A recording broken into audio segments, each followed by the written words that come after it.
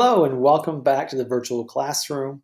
I'm your host, Dr. Olmsted. This is part B of the lecture 26, Reconstructing the Union, or just known as Reconstruction. Now, as always, before we begin, take a quick moment, hit pause on this video, jot down the rest of the lecture outline, and pay particular attention to those key terms at the top. Now let's get started. Now, when we left off, we were discussing radical Reconstruction and, of course, the both African American and Southern white view of it. Now we got to get to, though, the big question here is, was Reconstruction a success or was it a failure? Now, usually speaking, you guys know me by now, I tend to lay out my argument and kind of lead you to your conclusion. Well, in this case, spoiler alert right off the top, Reconstruction fails. And it fails pretty miserably to the point where a prominent modern historian, political historian, has actually written a book, Why or How the South Won the Civil War. This is how much it failed. And there's some evidence to support that. But I want to start with this then. So by the 1870s, why does it fail? So we're going to lay out some cases of why it fails. By the 1870s, more and more Republicans in the North are growing increasingly tired of the cost of Reconstruction, including things like the Freedmen's Bureau, which lost all of its funding by 1872. Remember, all these things, trying to have the Freedmen's Bureau, having the military in the South, trying to support, black voting rights and education, all these things cost money. In addition to that, remember that Southern violence, KKK, etc.? Well, one of the main reasons Reconstruction fails is that there was a very fragile coalition in the South, a fragile Republican coalition in the South that kind of was loosely held together, that kept Reconstruction going, but the reality is you have African Americans, these freed slaves. Well, obviously they vote Republican. But then there were some white Southern Republicans known as scalawags. Now, this is a derogatory term, derisive term, because these were typically people who were opposed to Southern secession because they didn't have a large stake in slavery. Remember, the South is not monolithic. There were some who were against their cause. But because of their lack of connection to slavery pre-Civil War, they didn't support secession. Because of their lack of connection to slavery after the Civil War, they do vote Republican. They form a voting group with African Americans. What happens, though, when violence and intimidation set in? They're easily swayed. And then there's a third group known as carpetbaggers. You see the picture of them there as far as the cartoon image goes.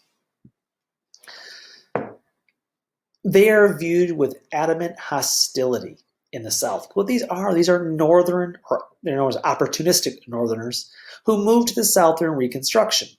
And the argument was because the South was in a state of disarray, as we've discussed, that these carpetbaggers stood to make a great deal of money. And Northerners chafed under this influence of Northerners. So this is a probably threefold argument here. On the one hand, you have just Northerners moving south to make money. That's part of it. This annoyed the crap out of Southerners who just hated them.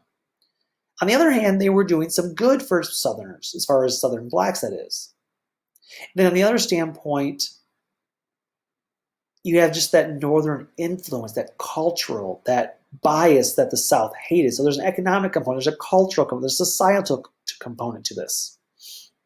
And they are seen by Southerners as Northern attempts at infiltrating Southern society and taking advantage of the South. Now, again, all three of these groups vote Republican, but violence was often used to intimidate members of this coalition, especially the Black Republicans. Paramilitary organizations, the KKK chief among them, they rose up as an unofficial arm of the Democratic Party. They terrorized both white and Black Republicans. They assassinated Republican leaders and prevented blacks from voting. For example, one example of this redeeming violent strategy to disrupt this coalition of Republicans in the South was outlined in what's called the Mississippi Plan. In 1875, Democrats decided they were going to win back the state governments by any means necessary. Local papers ran an article and headlines that said, quote, "Carry the election peaceably if we can, forcibly if we must." In 1875, again, though they already dwindled out for the most part, the KKK galloped through black neighborhoods rattling fences. And when the indirect threat of violence did not work, they beat and executed blacks in the middle of the night. In Mississippi, as many as 60,000 black and white Republicans were suppressed in their voting rights, giving Democrats a majority of 30,000. Mississippi was redeemed. Now again, note that 60,000 white and black Republican votes were suppressed, giving the Democrats a 30,000 majority, meaning that had those 60,000 voted, Republicans would have won the election, keeping Mississippi from being redeemed. Now, on the other hand, it wasn't always just violence that was used as a kind of a tool or a remedy to the situation for Southern whites. They also began to use other means as well at their disposal. Again, other than violence, and that included economic arguments to break this coalition. Many Republicans under Abraham Lincoln had used the government to promote equality of opportunity to poor men on the make. They separated the national finances from the wealthy and rested them instead on ordinary Americans through national taxation. And again, this is not something we talked about heavily, but during the Civil War, to help pay for things, under Abraham Lincoln, Congress had passed a national taxation plan. This included an income tax to pay for the programs such as African American education, the Freedmen's Bureau, the election of African American officials, jobs programs, and of course the push for fair African American voting. Now, again, all this takes money. You have to pay for it somehow. Now, traditionally, it was always funded by the wealthiest of Americans, largely, in many cases, these Southern plantation owners. Lincoln, though, realized this is problematic. And so he began this national taxation plan to help fund these programs in addition to what is normally funded through taxation. Southern white opponents insisted this new active government stole tax dollars from hardworking white men and redistributed the money to those who were too lazy to work, often people of color. And again, are they too lazy to work? Of course not. These are freedmen who just got their freedom and they're looking for new work. Remember, they didn't have a job before. Remember, this is in part by the jobs program and land grants to freed African American slaves as well as whites. They argue against this redistribution of wealth is merely giving it to lazy colored men. Now again, we weren't talking socialism yet in our country until another about 20, 30 years. But this argument resonated with many middle and lower class, and of course upper class, but those middle and lower class whites who began to, again, this began to drive a wedge economic. Now, many may abhor the violence, but when you talk about the pocketbook in economics, this idea that this taxation program, this money that's being spent to enforce equality and bring about change and equality of opportunity for these freed slaves, you're stealing money from hardworking white men to give to lazy, in this case, African Americans. Again, this becomes a common refrain from the rich. And again, this case is overtly racist overtones, obviously, in this period. This will be a continued argument through our history. And it largely begins right here post-Civil War as a way to drive the wedge between African Americans and poor middle-class whites. Think about it for a minute. These newly freed African Americans, now that they had equality by law, they should have had more in common with their poor white counterparts than anything else. But using this economic argument reinforced that old Southern attitude of, well, at least we're not black, and reinforced that idea of white supremacy. and it helped bring about, again, an end to the Reconstruction period, driving that wedge in that coalition. Now, ultimately, the Reconstruction period is going to end officially in 1877, but the beginning of the end is right here in 1876 with the election year. Now, up until this point, since 1860, it was pretty much a foregone conclusion that Republicans would win the election. And they had since Lincoln was elected in 1860. But between the financial argument, the economic argument, and the violence taking place in the South, in addition, 1873, there was what was called the Crisis of 1873. The U.S. was thrown into a recession.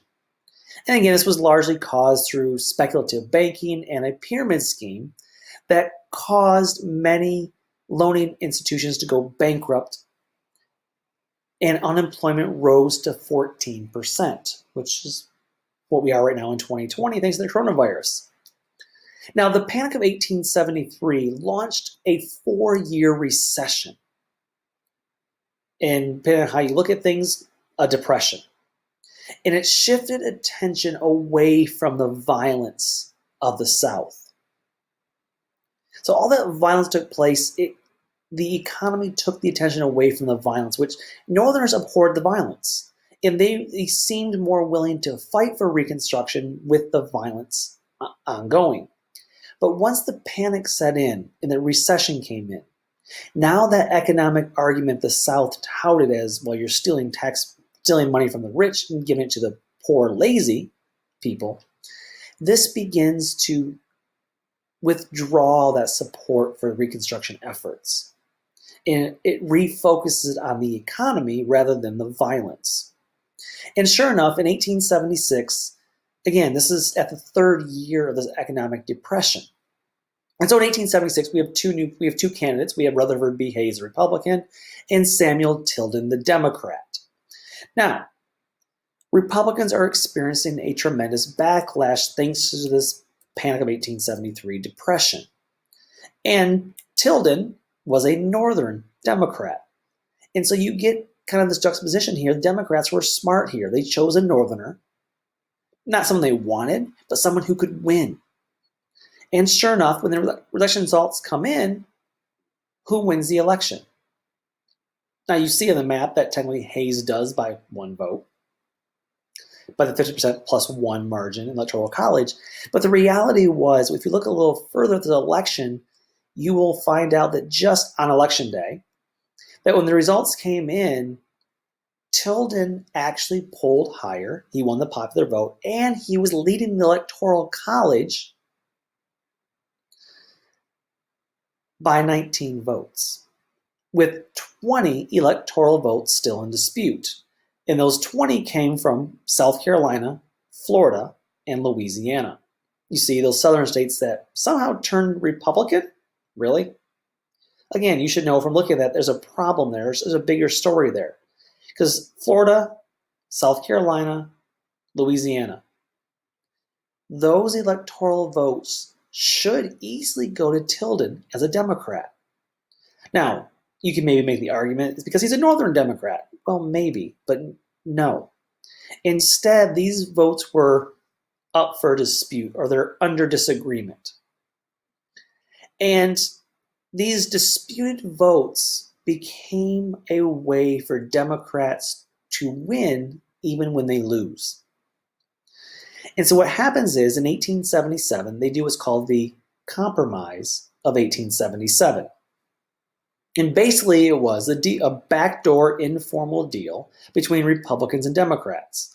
And basically Democrats said, hey, Republicans, Hayes, you want the election?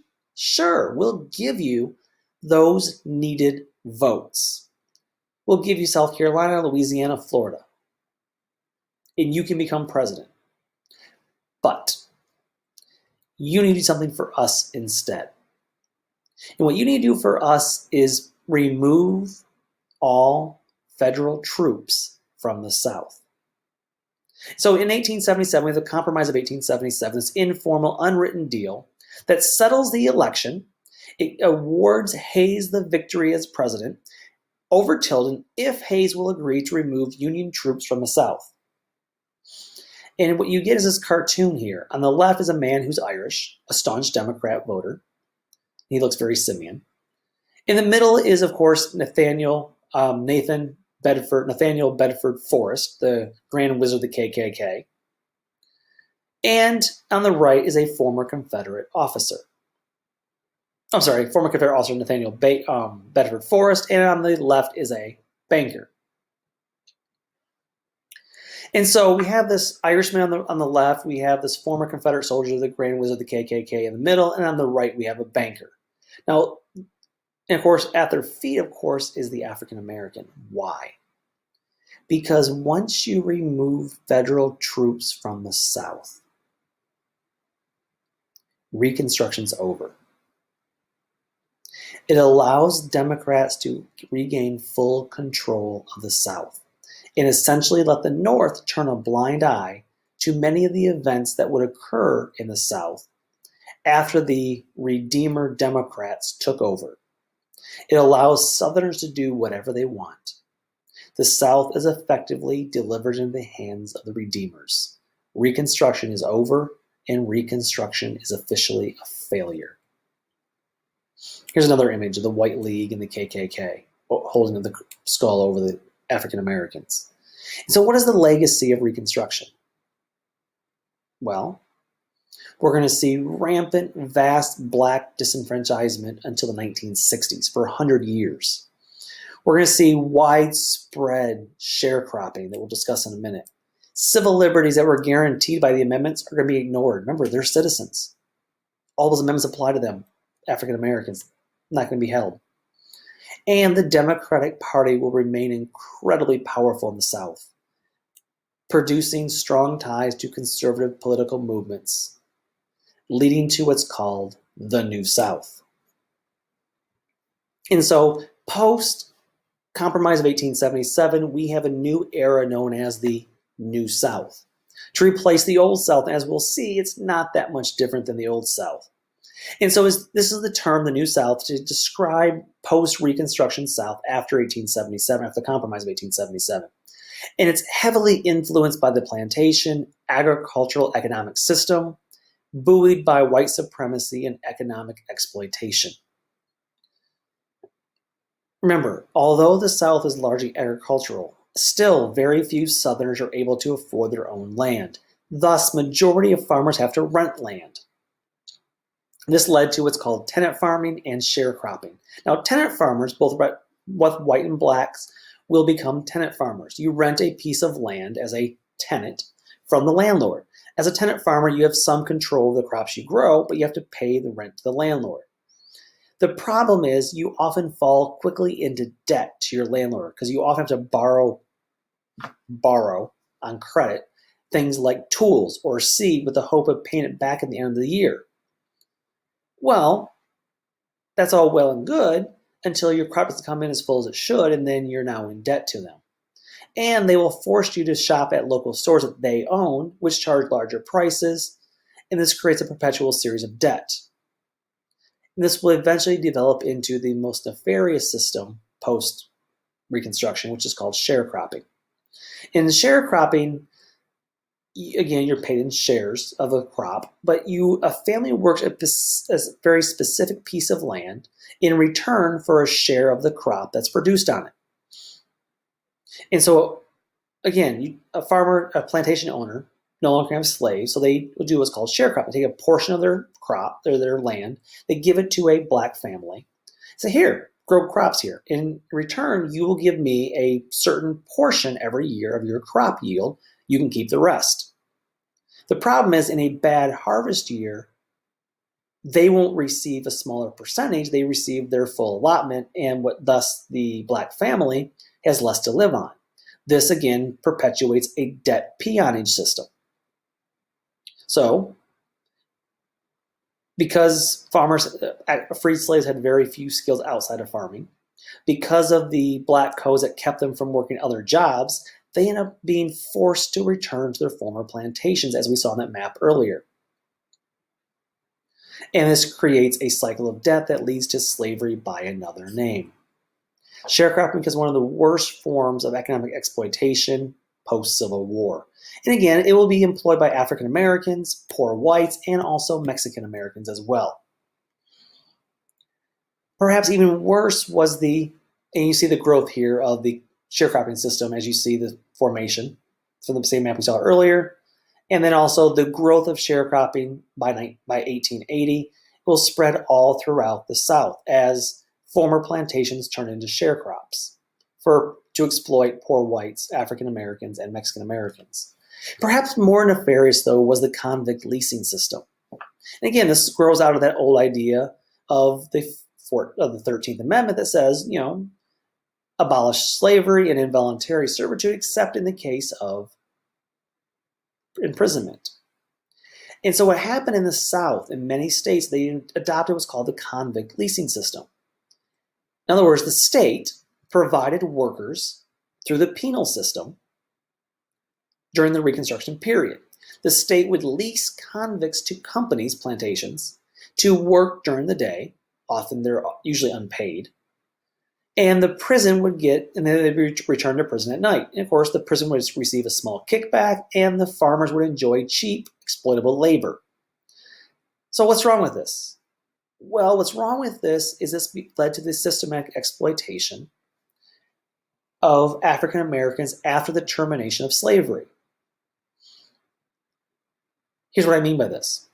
Was they began passing, for example, in Mississippi, they passed what's called the Pig Law. Now, in 1876, the Pig Law, which by that point was under Democratic control, basically increased the penalties for petty crimes, thus increasing the penalty, making it sent to a federal penitentiary even for petty crimes. For example, if you were found guilty of stealing a farm animal or any other piece of property worth more than $10, you would be charged with grand larceny and sentenced up to 5 years in prison. Yeah, let me repeat that. If you were caught stealing a farm animal or other piece of farm equipment worth more than $10, this was now construed as grand larceny, up to 5 years in prison, where you would be basically leased out to work on local farms if you were a slave. Here's the kicker, though. While theoretically this law applies to everyone, it was selectively enforced and disproportionately imposed against African Americans, mostly young and poor. Again, this became a way to circumvent the 13th Amendment and provide plantation owners with cheap, exploitable labor. Again, all this is being done to maintain cheap, exploitable labor and reinforce white supremacy to try to reconstruct the old Southern way of life. And they did this also socially, culturally, not only economically. They did so through something else that's known as, of course, the evolution of black codes, Jim Crow, and Jim Crow laws. Now, officially, it was called Jim Crow laws. A fun little side story was that there was a white minstrel who would go around put on these shows, and he would dress in blackface. And he would pretend to be a dumb, stupid, freed slave African American. And by doing this, his stage name was Jim Crow. That was the supposed African American name as he was portraying as a black-faced white person. And so they took that name and adopted it to this cultural system known as the Jim Crow laws. And so the problem was African Americans were physically moving closer to whites in towns and counties and cities. And as they moved physically closer, white supremacy wanted to be maintained or needed to be maintained. They began by segregating African Americans as an inferior caste. So Southern state governments began building on those old black codes, and they passed a series of laws that would limit the rights of African Americans, again known as Jim Crow laws. And Jim Crow laws built this extensive system of segregation throughout the South. And they would restrict all aspects of African American life, such as the right to vote. They would restrict the right to vote through poll taxes. In other words, you want to vote? Great, sure.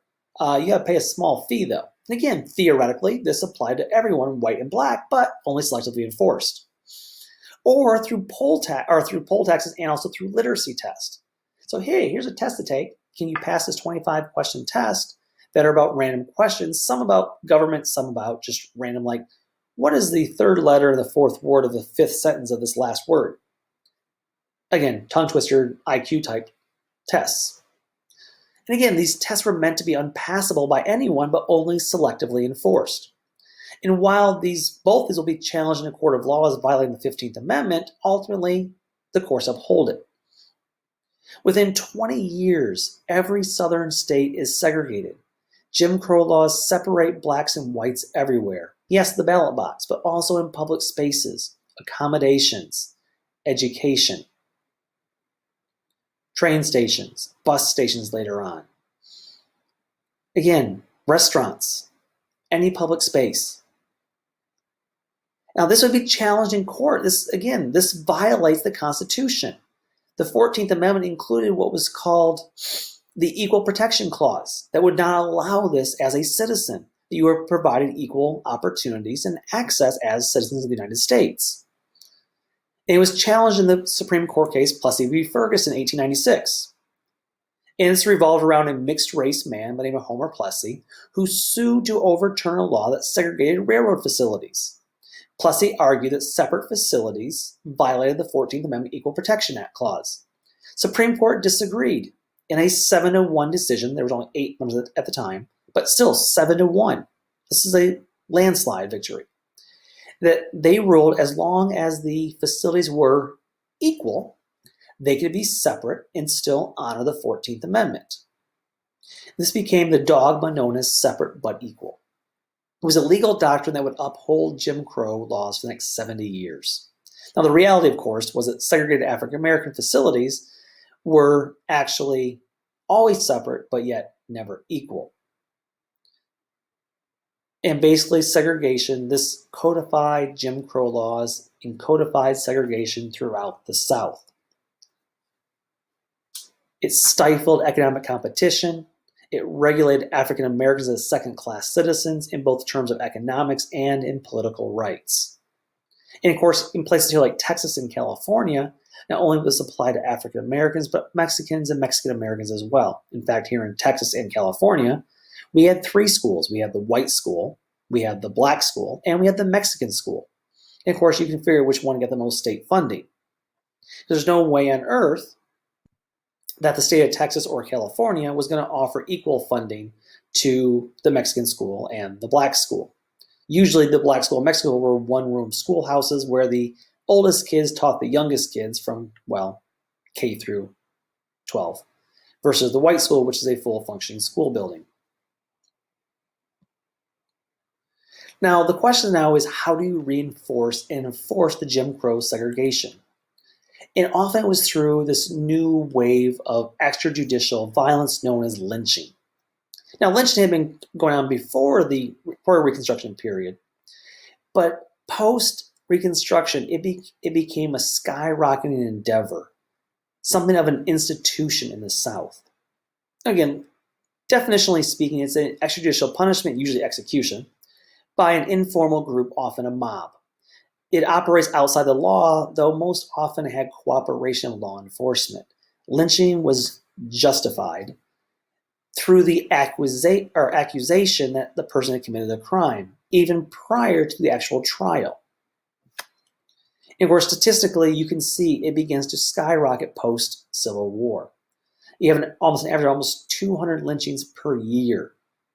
Now, it will die down slightly in the 20th century, but still, this threat of lynching becomes imperative to reinforcing this black-white divide and enforcing this white supremacy. The question is, how do you justify this? Well, they began using new forms of justification. Remember, slavery's gone, so new forms of justification to maintain white supremacy. And the new way became through scientific reasons, pseudoscience. Now, we haven't quite got to social Darwinism yet, so that's coming very quickly. But this pseudoscience took hold, the scientific racism. And they would do things like say, hey, you see, the black man's skull is thicker in a slightly different shape than the white man's skull. And that just means it's not quite as evolved from our, evolutionary counterparts, the chimpanzees. And because it is thicker, there's less brain power, and thus they are inferior and cannot think as well as whites can. And again, they literally measured brain or skull thickness. And they begin, in addition to science, they also begin employing psychology. Blacks were not only seen as inferior to whites, but their mind, because it was less developed and less evolved, it was viewed as being savage and sex crazed. So not only were African American men seen as criminal and lower, they were increasingly viewed as a threat to white women. And so white Southern women needed to be protected. Remember chivalry? Rape charges formed the cornerstone of lynching during and after Reconstruction. These rape charges were often completely unfounded, but that did not stop bloodthirsty mobs. African Americans, particularly black males, came to be categorized as criminals by, nature. Black male criminality was assumed by basically everyone in the United States, all whites. And it was used to control African Americans and justify the violence against them. And thus, the combination of this scientific racism and the lynchings led to a new phenomenon of racial violence at the turn of the century.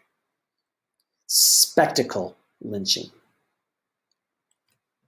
Historically, lynchings were done kind of in the backwoods, small style affairs in the dead of night.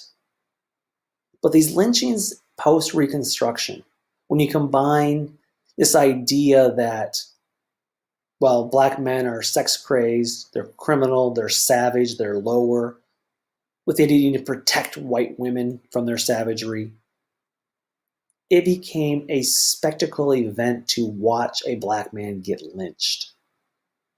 You see one here where his legs have been torn off, and he was actually dragged through the streets first. Then he was hung up and lynched. And you can look at the people behind him. Look at the one just to the right of the pole.